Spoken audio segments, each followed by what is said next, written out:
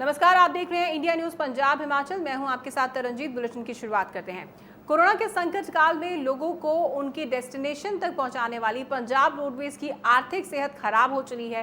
Punjab roadways इन दिनों घाटे का सामना कर रही है। हालात को देखते हुए बेड़े में करीब 50% की बसें रूटों पर चल रही हैं, जबकि राज्य के बाहर आने वाले रूट्स पर बस सेवा बंद है। पंजाब रोडवेज लुधियाना डिपो के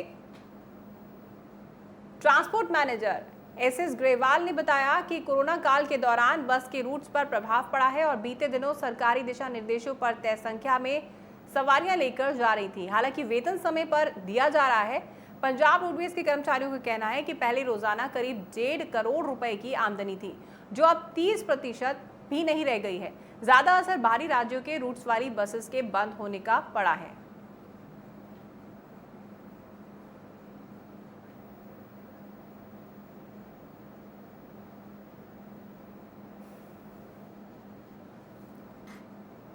तो आपको बता दें कि कोरोना के संकट काल में लोगों को उनकी डेस्टिनेशन तक पहुंचाने वाली पंजाब रोडवेज की आर्थिक सेहत खराब हो चली है, जिसके चलते पंजाब रोडवेज इन दिनों घाटे का सामना कर रही है। हालात को देखते हुए बेड़े में करीब 50% बसें रूट्स पर चल रही हैं। सिर्फ 50% बसें ही रूट्स पर चल रही हैं, जबकि राज्य के बाहर वाले रूट्स पर बस सेवा बंद है। पंजाब रोडवेज लुधियाना डिपो के ट्रांसपोर्ट मैनेजर एसएस ग्रेवाल ने बताया कि कोरोना काल के दौरान बस के रूट्स पर प्रभाव पड़ा है और बीते दिनों सरकारी दिशा निर्देशों पर तय संख्या में सवारियां लेकर जा रही थी। हालांकि वेतन समय पर दिया जा रहा है। पंजाब रोडवेज के कर्मचारियों का कहना है कि पहले रोजाना करीब 1.5 करोड़ रुपए की आमदनी थी, जो अब 30% भी नहीं है। ज्यादा असर बाहरी राज्यों के रूट्स वाली बसेस के बंद होने से पड़ा है।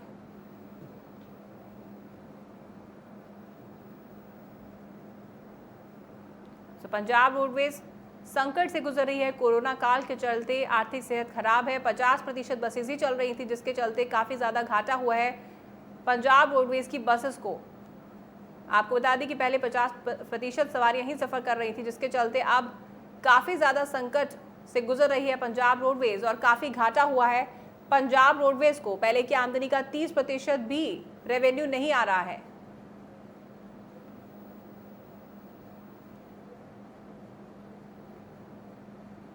तो आपको बता दें कि पंजाब रोडवेज की बसेस को काफी ज्यादा घाटा हुआ है। वहीं पंजाब में कोरोना अपने पैर पसारता जा रहा है। कैप्टन सरकार लगातार कोरोना को रोकने का प्रयास कर रही है। पंजाब में कोरोना से अब तक 909 से ज्यादा लोग संक्रमित हो चुके हैं। पिछले 24 घंटे में कोरोना से 290 से ज्यादा मामले सामने आए हैं। वहीं प्रदेश में मरने वालों की संख्या 228 के पार जा चुकी है।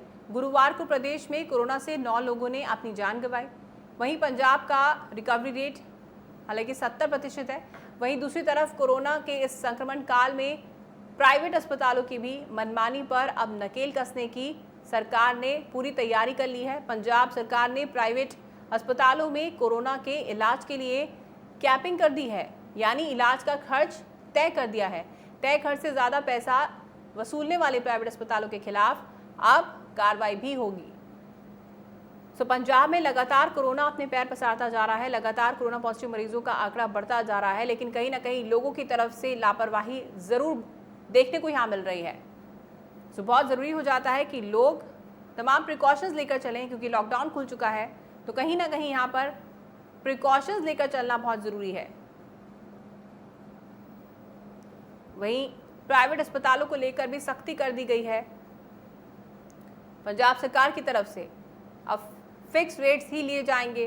जिस तरीके से पहले प्राइवेट अस्पताल ज़्यादा फीस वसूल रहे थे लोगों से, अब जो है तय रेट्स पर ही लोगों से पैसा लिया जाएगा। रेट्स फिक्स कर दिए गए हैं पंजाब सरकार की तरफ से।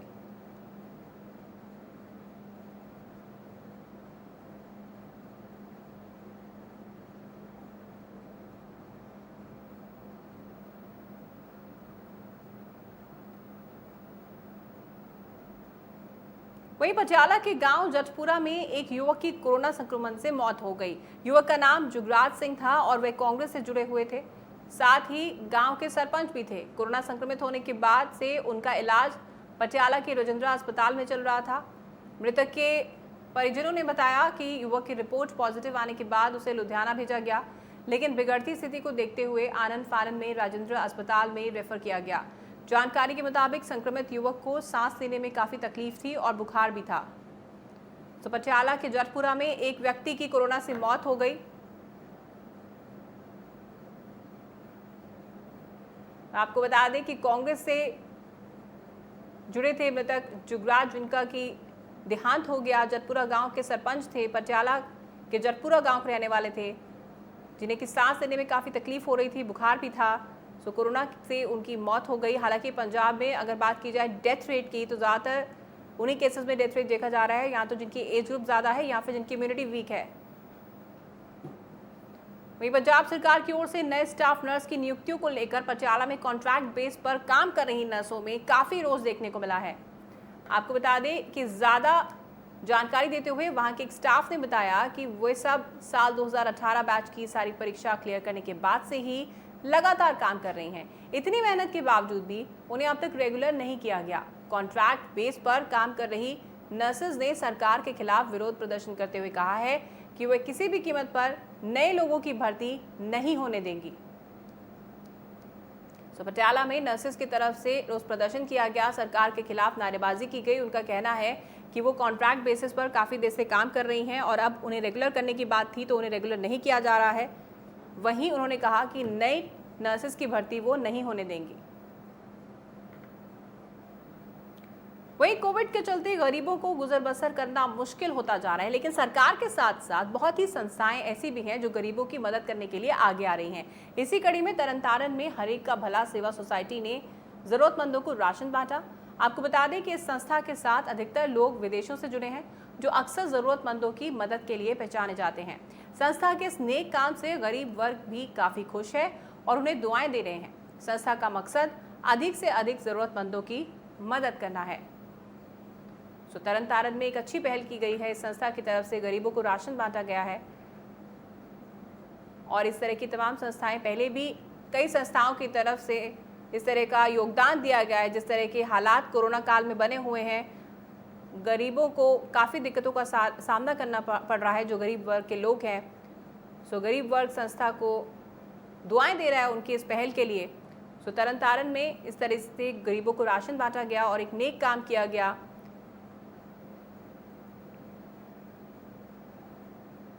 वहीं जम्मू कश्मीर के पुलवामा क्षेत्र में शहीद हुए नायक राजविंदर सिंह का अंतिम अरदास और श्रद्धांजलि दी गई।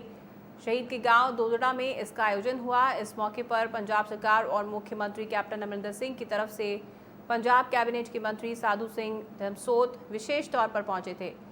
शहीद को श्रद्धांजलि देने के बाद साधु सिंह धर्मसोत ने कहा कि सरकार की तरफ से शहीद के परिवार को 50 लाख रुपए और परिवार के एक व्यक्ति को नौकरी देने की बात कही गई थी।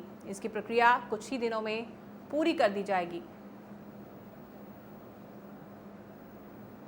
पटियाला में शहीद की श्रद्धांजलि सभा में तमाम मंत्री पहुंचे और कैबिनेट मंत्री साधु सिंह धर्मसोत ने भी श्रद्धांजलि दी। आपको बता दें कि 7 जुलाई को पुलवामा में शहीद हुए थे राजविंदर। उन्हें श्रद्धांजलि देने के लिए तमाम मंत्री पहुंचे और उन्होंने कहा कि परिवार के एक सदस्य को नौकरी और 50 लाख रुपए दिए जाएंगे।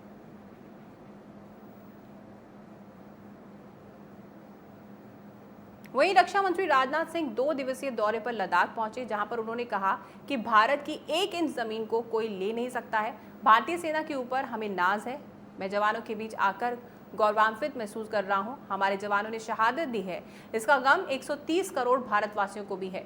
लेह के लुकुंग चौकी पर पहुंचे रक्षा मंत्री राजनाथ सिंह ने कहा कि जो कुछ भी अब तक बातचीत की प्रगति हुई है उससे मामला हल होना चाहिए। कहां तक हल होगा इसकी गारंटी नहीं दे सकता, लेकिन इतना यकीन मैं ज़रूर दिलाना चाहता हूं कि भारत की 1 इंच ज़मीन भी दुनिया की कोई ताकत छू नहीं सकती, उस पर कोई कब्जा नहीं कर सकता। जवानों को संबोधित करते हुए रक्षा मंत्री राजनाथ सिंह ने कहा कि भारत दुनिया का इकलौता देश है जिसने सारे विश्व को शांति का संदेश दिया है।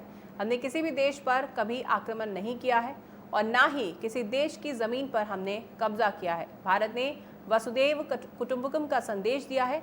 रक्षा मंत्री राजनाथ सिंह ने कहा कि हम अशांति नहीं चाहते, हम शांति चाहते हैं। हमारा चरित्र रहा है कि हमने किसी भी देश के स्वाभिमान पर चोट मारने की कभी कोशिश नहीं की है। भारत के स्वाभिमान पर यदि चोट पहुंचाने की कोशिश की गई तो हम किसी भी सूरत में बर्दाश्त नहीं करेंगे और मुंह तोड़ जवाब देंगे।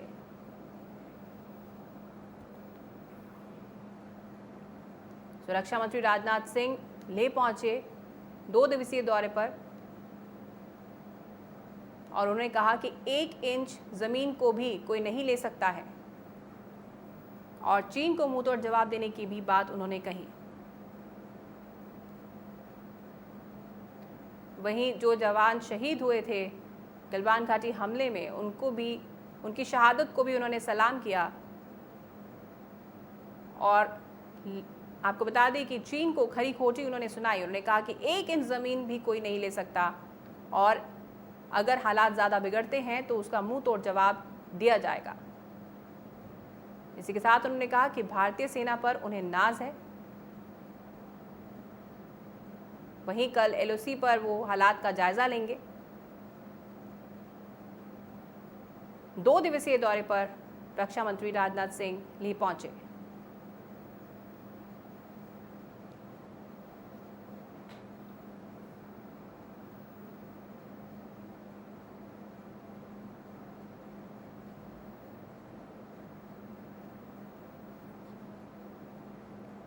वहीं अजनाला के सरकारी डिग्री कॉलेज के कीमती सामानों पर चोरों ने हाथ साफ कर लिया। चोरों ने बड़े ही शांति ढंग से कॉलेज के 4 computer, 2 printer, 4 mouse, 1 gas cylinder, 1 photocopy वाली मशीन वो लेकर फरार हो गए। हालांकि चोरी की ये वारदात सीसीटीवी कैमरे में कैद हो गई, लेकिन इस दौरान चोरों ने अपना चेहरा ढक रखा था।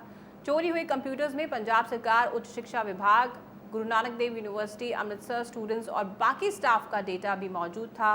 फिलहाल मामले में पुलिस ने जांच शुरू कर दी है। अजनाला डिग्री कॉलेज में चोरी की इस वारदात को अंजाम दिया गया, जहां पर कंप्यूटर्स, प्रिंटर, माउस लेकर चोर फरार हो गए और गैस सिलेंडर, फोटोकॉपी मशीन, ये तमाम चीजें लेकर चोर फरार हो गए। हालांकि ये चोरी की पूरी वारदात सीसीटीवी में कैद हो गई, लेकिन कहीं ना कहीं चोरों ने चूंकि चेहरा ढक रखा था तो पहचान नहीं हो सकी। वहीं बठिंडा पुलिस के सीआईए स्टाफ ने बड़ी कार्रवाई करते हुए 2 व्यक्तियों के पास से 1 लाख नशीली गोलियां बरामद की हैं। दोनों को पुलिस ने गिरफ्तार कर लिया है। सीआईए स्टाफ के इंचार्ज जगदीश कुमार ने बताया कि गुप्त सूचना के आधार पर यह कार्रवाई की गई है। पुलिस के मुताबिक आरोपी नमक के ट्रक में नशीली गोलियां लेकर बठिंडा आ रहे थे। तभी पुलिस ने मलोट रोड पर नाका लगाकर दोनों आरोपियों के पास से नशे की बड़ी खेप बरामद कर ली। नमक से भरा ट्रक राजस्थान से लाया जा रहा था। तो नशे की खेप बरामद की गई है। आपको बता दें कि लगातार इस तरह के मामले पंजाब से सामने आ रहे हैं, जहां पर पंजाब सरकार की तरफ से नशे की रोकथाम के लिए नकेल कसने की बात की जा रही है। वहीं दूसरी तरफ बार बार इस तरह के मामले भी सामने आते हैं। हालांकि पुलिस प्रशासन पूरी सख्ती कर रहा है। वहीं फिरोजपुर सिटी की सब्जी मंडी स्वच्छ भारत अभियान का पलीता करने में कोई कोर कसर नहीं छोड़ रही है। एक तरफ तो महामारी का कहर लगातार बढ़ता जा रहा है और दूसरी तरफ मंडी में गंदगी का ढेर है। ऐसे में लोगों की चिंताएं लगातार बढ़ती जा रही हैं। कूड़े और गंदगी के चलते यहाँ के रहने वाले लोगों का जीना मुहाल हो गया है। कई बार स्थानीय लोगों ने प्रशासन से इसके बारे में शिकायत भी की, लेकिन सुनवाई बिल्कुल भी नहीं हुई। अक्सर लोग यहाँ कूड़ा फेंक कर चलते बनते हैं। इलाके में गंदगी के चलते डेंगू जैसी बीमारी भी फैल चुकी है।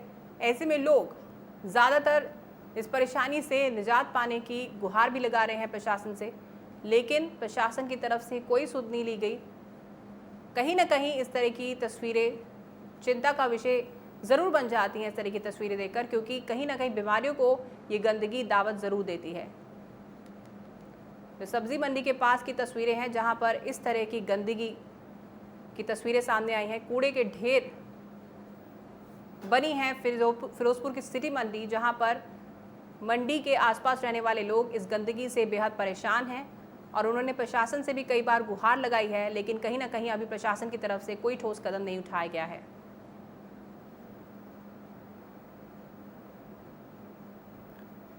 वहीं श्री मुक्तसर साहब की मंडी बरीवाला के गांव हरी की कला से दिल दहला देने वाला मामला सामने आया है। यहाँ के एक शख्स ने आपसी रंजिश के चलते हत्या की वारदात को अंजाम दिया। रंजिश का भूत ऐसा सवार था कि शिंगारा सिंह नाम के व्यक्ति ने कुलबीर सिंह को बलेरो कैंपर गाड़ी से 3 से 4 बार कुचल दिया। थाना बरीवाला पुलिस ने मृतक कुलबीर सिंह के परिजनों के बयानों के आधार पर शिंगारा सिंह के खिलाफ मामला दर्ज कर लिया है। थाना प्रभारी ने बताया कि आरोपी की फितरत पहले से ही अपराधियों वाली है। उसके खिलाफ पहले भी कई मामले दर्ज किए जा चुके हैं। जानकारी के मुताबिक हत्या के दौरान आरोपी के साथ एक और व्यक्ति भी मौजूद था। मामला दोनों पर दर्ज किया गया है। फिलहाल दोनों आरोपी पुलिस की गिरफ्त से बाहर हैं। तो आपसी रंजिश के चलते एक शख्स की हत्या की गई। बहुत ही बेरहमी के साथ शख्स की हत्या की गई। गाड़ी से कुचलकर शख्स को मारा गया। फिलहाल दोनों आरोपी पुलिस की गिरफ्त से फरार हैं और पुलिस इस पूरे मामले में कार्रवाई कर रही है। वहीं होशियारपुर के नजदीक सिविल अस्पताल मरीजों के इलाज की जगह जंग का अखाड़ा बन गया है। बताया जा रहा है कि मामला जमीनी रंजिश का है। बाहर से आए करीब 15 लोगों ने अस्पताल में हड़कंप मचा दिया। इतना ही नहीं, वहां के मरीजों से भी मारपीट हुई। इस मामले में पीड़ित का कहना है कि 15 मरले जमीन के चलते ये विवाद हुआ, जिसके कारण कुछ बदमाशों ने उनके साथ बेरहमी से मारपीट की। फिलहाल पुलिस ने आरोपियों के खिलाफ केस दर्ज करके जांच शुरू कर दी है। तस्वीरें देखी जा सकती हैं किस तरीके से यहाँ पर मारपीट हुई है। होशियारपुर के सिविल अस्पताल की ये तस्वीरें हैं। ये पूरी वीडियो सीसीटीवी में कैद हो गई और यहाँ पर देखा जा सकता है किस तरीके से ज़मीनी विवाद के चलते आपस में मारपीट हुई,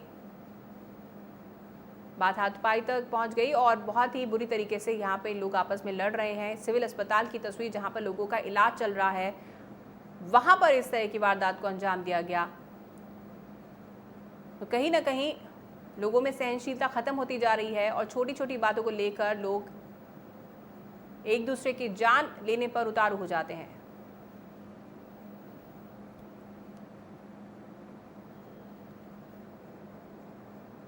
सिविल अस्पताल जंग का अखाड़ा बन गया, जंग के अखाड़े में तब्दील हो गया सिविल अस्पताल। जमीनी रंजिश के चलते ये पूरा विवाद हुआ।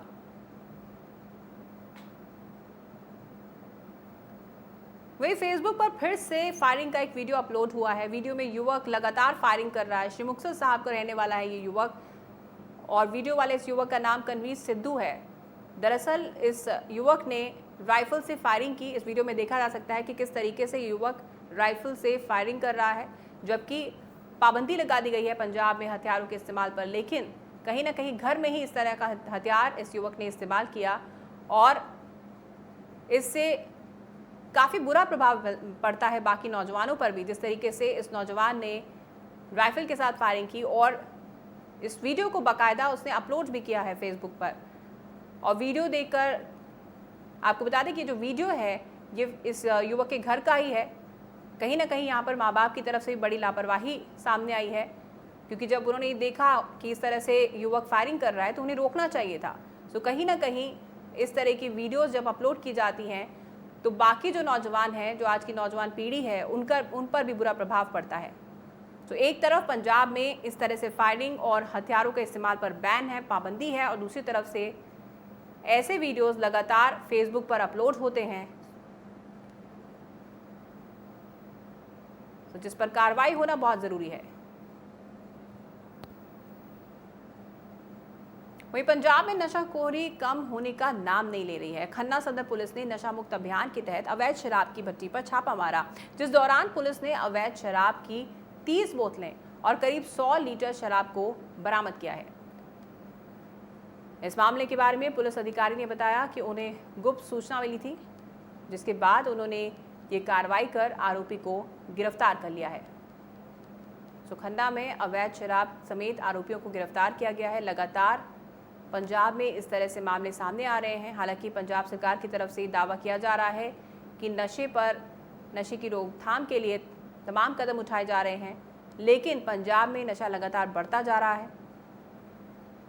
हालांकि पुलिस प्रशासन की तरफ से पूरी कार्रवाई, पूरी सख्ती की जा रही है, लेकिन अवैध शराब का धड़ल्ले से व्यापार चल रहा है। आए दिन इस तरह की वारदात सामने आती है पंजाब के अलग अलग ज़िलों से। तो यहाँ पर सवाल आखिर यही खड़ा होता है कि पंजाब आखिर कब तक उड़ता पंजाब बना रहेगा, कब यहाँ पर ये जो नशे का कारोबार है ये बंद होगा।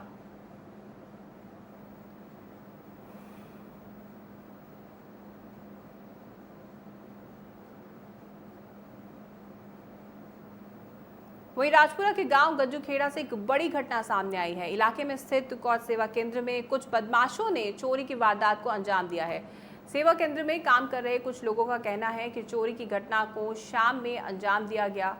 उनका कहना ये भी है कि इस वारदात की खबर भी उन्हें आसपास के रहने वाले लोगों से मिली। जानकारी के मुताबिक इस सेवा केंद्र में 2 साल पहले भी चोरी हो चुकी है। हालांकि इस बार चोरों ने सेवा केंद्र से कंप्यूटर, सीसीटीवी, डीवीआर, बैटरियां समेत कई कीमती सामानों की चोरी की है।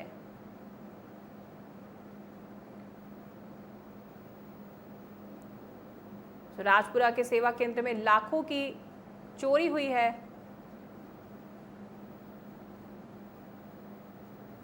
तो पंजाब में कहीं ना कहीं क्राइम ग्राफ बढ़ता जा रहा है। हालांकि पुलिस ने यहां पर कामयाबी हासिल की है, गिरफ्तार कर लिया गया है चोरों को। कोरोना का कहर लगातार बढ़ता जा रहा है। हिमाचल प्रदेश की अगर बात की जाए तो लगातार कहर वहां पर भी बढ़ता जा रहा है। प्रदेश में अब तक कोरोना से 1375 के पार संक्रमितों की संख्या पहुंच चुकी है। वहीं इस जानलेवा बीमारी के कारण अब तक 11 लोगों ने अपनी जान भी गंवा दी है, जबकि अब तक 970 से ज़्यादा लोग कोरोना से ठीक हो चुके हैं। वहीं अगर हम हिमाचल प्रदेश में कोरोना से रिकवरी रेट की बात करें तो यहाँ पर रिकवरी रेट 70% का पाया जा रहा है, लेकिन कहीं ना कहीं लोगों की लापरवाही यहाँ पर देखने को मिल रही है। और हिमाचल प्रदेश में खास तौर पर ज़्यादातर वही केसेस सामने आ रहे हैं जिनकी या तो ट्रैवल हिस्ट्री है और या फिर लोगों की लापरवाही जो है सबसे बड़ा कारण है।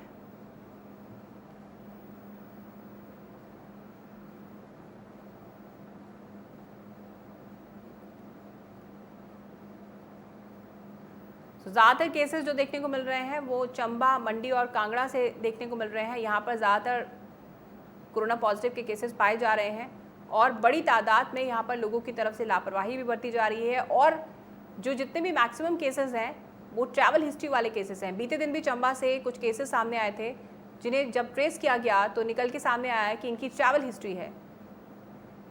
लगातार हिमाचल प्रदेश में भी कोरोना का कहर बढ़ता जा रहा है, जिसके पीछे की वजह एक तो सबसे बड़ी वजह ट्रैवल हिस्ट्री वाले केसेस और दूसरी लोगों की तरफ से बढ़ती जा रही लापरवाही।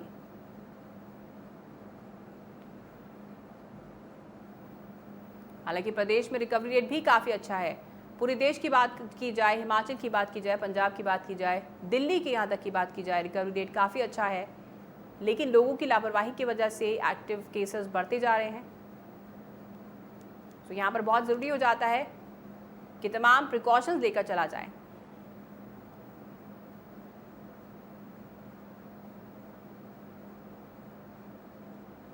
कोरोना का कहर देश दुनिया में हालांकि बढ़ता जा रहा है, लेकिन अच्छी खबर यहाँ पर यह भी है कि रिकवरी रेट भी काफ़ी अच्छा है। लोग बहुत बड़ी तादाद में रिकवर होकर अपने घरों को जा रहे हैं। बहुत ज़रूरी हो जाता है, चूंकि लॉकडाउन खुल चुका है, आप तमाम प्रिकॉशंस लेकर चलें। मास्क हमेशा पहन के रखें, बाहर जाते हैं, मार्केट एरिया में जाते हैं, खास तौर पर मास्क पहन के रखें और तमाम प्रिकॉशंस लेकर चलें। अपनी इम्यूनिटी को स्ट्रॉन्ग रखें, अच्छी चीज़ों का सेवन करें। इस बुलेटिन में फिलहाल इतना ही। आप देखते रहिए इंडिया न्यूज़ पंजाब हिमाचल।